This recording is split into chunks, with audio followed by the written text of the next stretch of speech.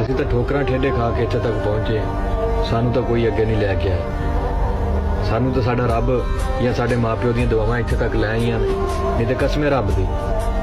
ਕੁਛ ਲੋਕ ਤੇ ਕੁਛ ਆਪਣੇ ਸਾਨੂੰ ਡੁੱਬਦਾ ਹੋਇਆ ਵੇਖਣਾ ਚਾਹੁੰਦੇ, ਪਰ ਮਾਂ ਨੇ ਇੱਕੋ ਹੀ ਗੱਲ ਦੱਸੀ ਸੀ ਕਿ ਪੁੱਤਰ ਆਪਣੇ ਆਪ ਤੇ ਯਕੀਨ ਰੱਖੀ, ਆਪਣੇ ਰੱਬ ਤੇ ਯਕੀਨ ਰੱਖੀ, ਔਰ ਦੂਜੀ ਗੱਲ ਕਿਸੇ ਦਾ ਮਾੜਾ ਨਾ ਕਰੀ ਮੇਰਾ ਪੁੱਤ।